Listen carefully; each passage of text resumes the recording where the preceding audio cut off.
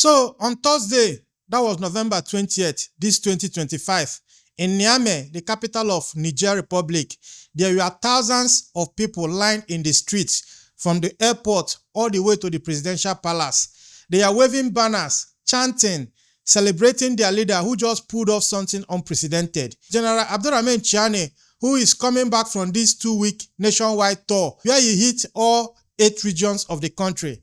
We are talking from the uranium heartland up in Arlit to these embattled border zones in Tillabéri, military bases down in Zinder, even these remote villages that, let's be honest, they rarely see their governments at all. But this wasn't just some homecoming. This was a victory lap because since Tchiani took power back in July 2023, his government has somehow transformed Niger into Africa's fastest growing economy.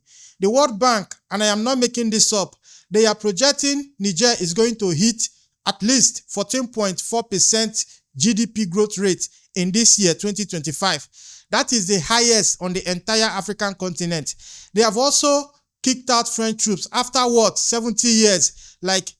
After 70 years of French military presence, they are no more in their country. And they have also nationalized all their uranium mines worth hundreds of millions. They have built this revolutionary alliance with Mali, Burkina Faso that basically just rejected the entire Western-dominated regional order. And now, they have positioned Niger as the leader, or should I say, the spearhead of Africa's resource nationalism movement. But here is the real question here. Can Tchiani actually translate this economic surge into real security, real development, actual prosperity for ordinary citizens? In this episode, we are going to dive deep into what General Tchiani has done since he came to power, how Niger has become Africa's fastest growing economy, and why this nationwide tour matters for the people of Niger. Let's get into it.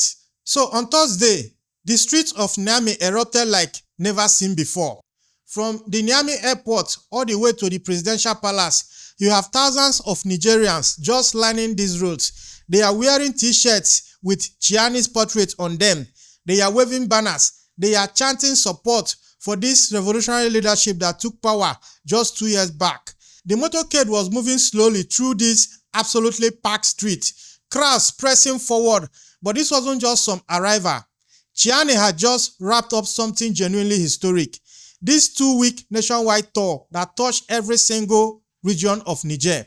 He went to places where, frankly, previous leaders rarely even bothered to venture into those regions. He hit the uranium mines up in Arlit in the scorching north. He stopped in Tillabéri, and Tillabéri is one of the country's most dangerous zones where jihadist groups have killed thousands of people. He went to military bases in Zinder, border communities out in Diffa, near Lake Chad, regional capitals in Maradi, Tahoua, Dasso, you name it. There is no single part of the country that this revolutionary leader did not tour. The man met with soldiers, students, farmers, even miners. The message here was crystal clear. This government is present, it is active, and it is reaching every corner of his country. Now, the crowds in Niamey, they are telling their own story here. These people weren't forced to show up. People are talking about finally having a leader who is willing to go deep into the country instead of just staying isolated in Niamey's presidential palace like most African leaders do. But to really understand why this tour matters so much, we need to rewind to that moment that changed everything in Niger, the moment that sent shockwaves across all of West Africa. So back in July 26, 2023, Presidential Guard Commander Abdourahamane Tchiani, that was his former role before this whole change of government happened. Now, Tchiani detained President Mohamed Bazoum right there in the presidential palace. Within 48 hours, Niger, which Western powers had been calling the last democratic hope in the Sahel, had joined this wave of military takeovers that has been reshaping West Africa. But this wasn't just another coup. This was a revolution. By 2023, Niger was a country in absolute crisis. Jihadist violence was escalating in basically every region of the country. French military forces have been stationed in Niger for 7 decades. We are talking about 1,500 troops on the ground when this coup happened. Yet, despite all this massive military aid, all this Western support, the security situation just kept getting worse. Unemployment, especially among young people, was absolutely rampant. And here is the kicker. Uranium wealth, Niger's most valuable resource, was flowing abroad to French companies and foreign investors, while ordinary Nigerians were living in poverty. In Arlit, and get this, in Arlit, where these uranium mines generated billions for the global nuclear industry, the residents didn't even have reliable electricity. Think about that. For a country that is powering Europe with their uranium, they power almost 25% of all French uranium needs for their nuclear power plants. That country does not have stable electricity. Tchiani and the National Council for the Safeguard of the Homeland, they justified this takeover based on security failures and what they called neo-colonial exploitation. Within days, you had thousands rallying in Niamey supporting them, much like we are seeing this past Thursday. They have not stopped supporting this government. They are waving Nigerian flags, holding these banners with anti-French slogans. They weren't celebrating some typical military coup. They were celebrating what they saw as resistance to decades of Western domination. By March 2025, Tchiani formalized his position as transitional president for 5 years, dissolved all political parties, and launched this incredibly ambitious agenda: reclaim sovereignty, strengthen national defense, and ensure African wealth actually benefits the people of Africa. But look, promises are easy, right? Results are harder.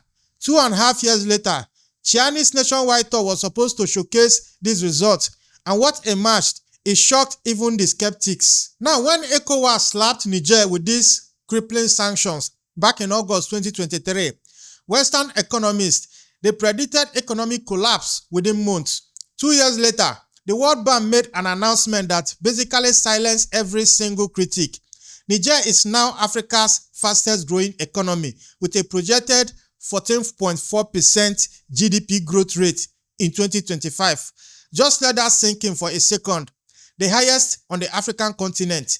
Between 1961 and 2024, Niger's annual GDP growth averaged just 3.8%.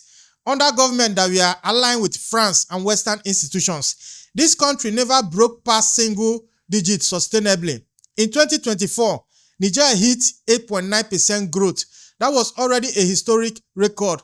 Now, in 2025, they have shattered that record again. They have nearly doubled it. For context here, Senegal is coming in second place at 12.1%. Nigeria, the continent's economic powerhouse, is growing at just 3.7%. Niger is outpacing everyone. So what explains this transformation? 3 pillars, basically. First, you have got revenue from nationalizing these mining companies and selling resources at actual international market prices instead of this colonial era discounted rate. Second, oil production that has quadrupled in just 2 years, with Niger exporting about 28 million barrels in 2025 alone. The third reason is large-scale agricultural development that has been supported by favorable weather and honestly just improved productivity. These 3 factors combined have created this economic surge that even the World Bank is calling unprecedented. Think about the symbolism here for a moment, because for decades, Niger was told that sovereignty meant economic ruin, that breaking from France meant total collapse, that Western institutions were the only path to any kind of development. Tchiani's government did the exact opposite, and Niger became the fastest growing economy in Africa. During this nationwide tour, he didn't just visit big towns. He visited these sites of economic transformation. He stood at oil facilities. He toured agricultural zones. He walked through these newly nationalized mines. The message was unmistakable. Economic sovereignty actually works. General Tchiani came to power, promising to do what previous governments couldn't: defeat the jihadists and restore peace. The reality 2 years later, it is complicated, and this is where fair criticism really matters. Niger is facing simultaneous insurgencies here. Islamic State in the Sahel province. They are operating across multiple regions. You have jihadists like Jenim. They have got these cells throughout the entire country. Boko Haram and related groups are threatening the Lake Chad Basin area. The government inherited this under-resourced military and the security crisis that had already claimed thousands of lives. The challenge here is real, but General Tchiani hasn't been sitting idle.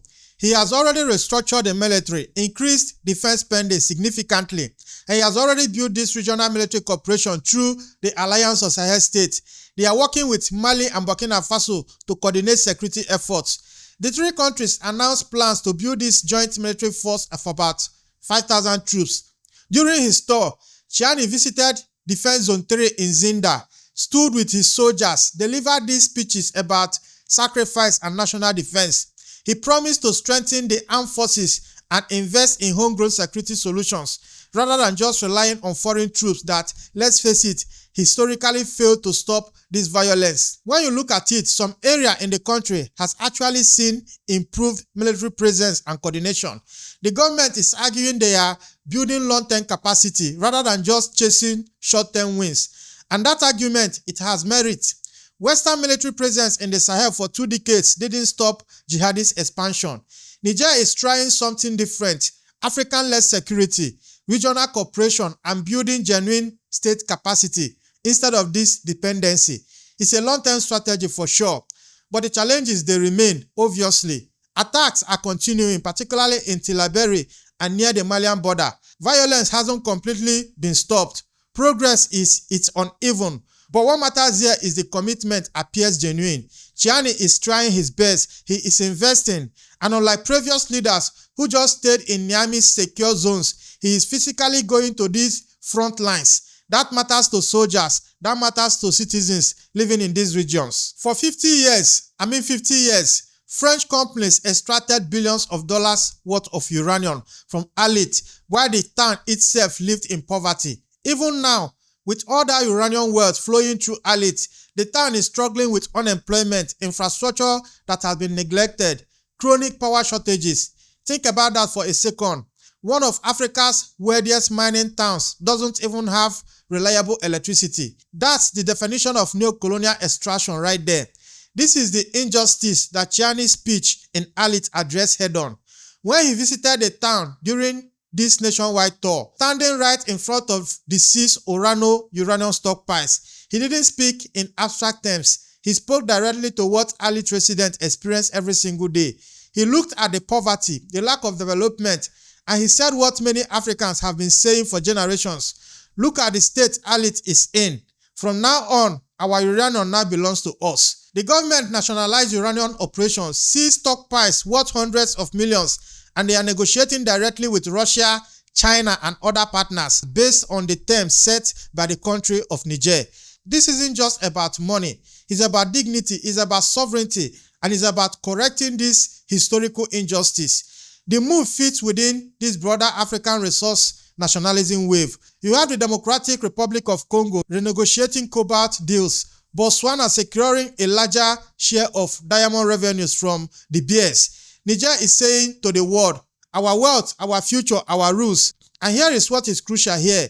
This isn't just symbolic. The economic numbers prove it actually works. Niger's GDP surge is directly linked to resource nationalization and selling at market prices instead of this colonial era discount rates. The revenue from nationalizing mining operations, that's one of the 3 pillars driving Niger's 14.4% growth. And for the first time, the wealth is actually showing up in the national account as the country's revenue instead of some French corporate profits. France built its entire nuclear empire on Niger's uranium.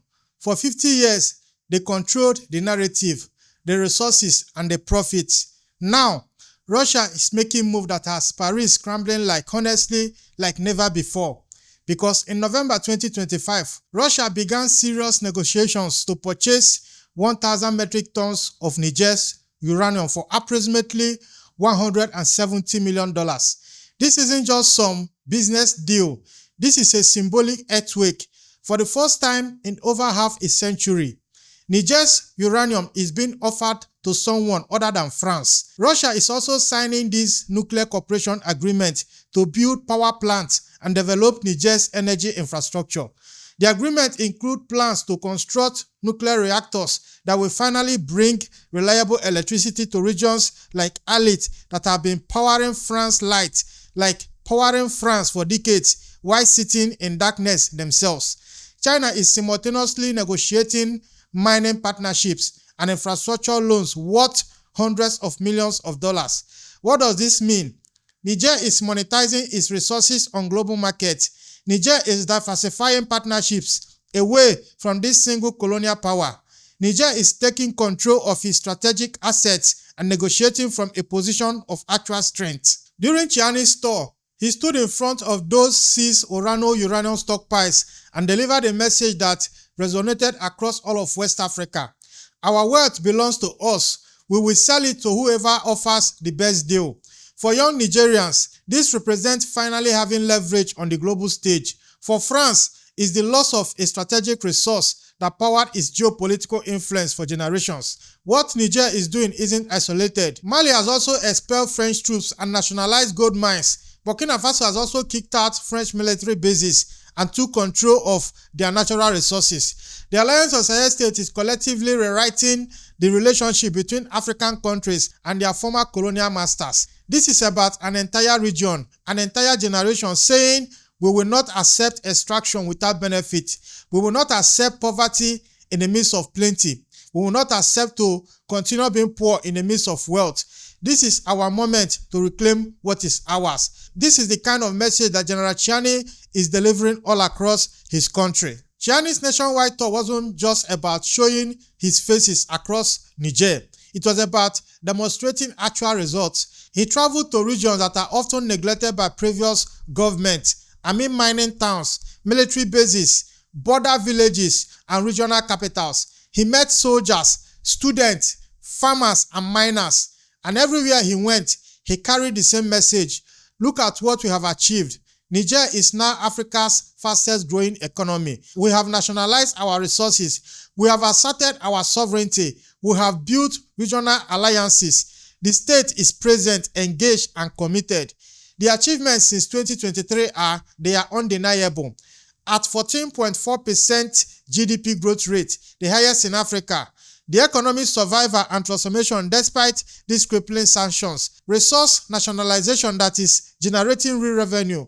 Oil production that has quadrupled in 2 years. Regional alliance building with Mali and Burkina Faso that has created this new Sahelian power bloc.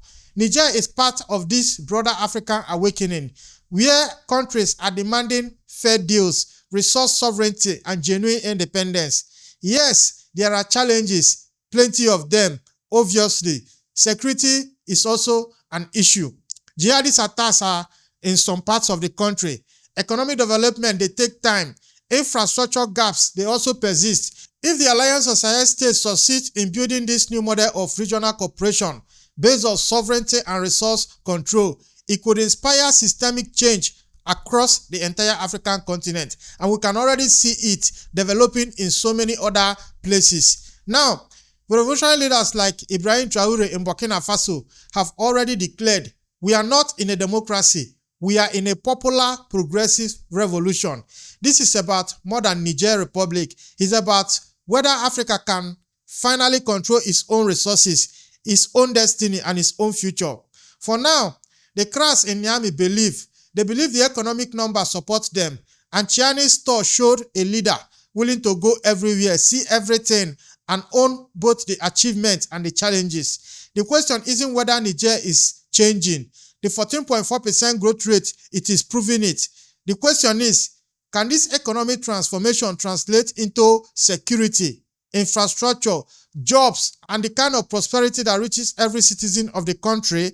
Will this model spread across Africa, or will it remain isolated in the Sahel? Africa is watching and the world is watching. And what happens in Niger over the next 2 years could reshape the entire continent's approach to sovereignty, resource control, and independence. Now, if you have watched to this point, this is Frontline Africa, where we talk about geopolitics from Africa's own point of view. I am impressed with this kind of nationwide tour that the revolutionary leader in Niger has just concluded. He toured the entire 8 regions of the country. Now, this is what you cannot always see across Africa. Because in my country, Nigeria, no matter what is happening elsewhere in the country, even if the entire 36 states is burning, the president sits comfortable in Aso Rock, in the presidential villa in Abuja, undisturbed by whatever is happening. The highest you can hear from them is a press statement from their media aides. That is the best we can get. But this is what is happening in Niger. The president, the leader, is everywhere, on the ground and with his people. This is the kind of leadership that we want in Africa. And this is the kind of leadership that the people of Niger are proud of. Go to the comment section and tell us what you think about this new development, about what is happening in the Alliance of Sahel States. And if you want to continue to see my content, maybe consider to subscribe and turn on those notifications. I am still your host, Ezekiel Enejeta, and I will see you in the next one. It's a bye-bye for now.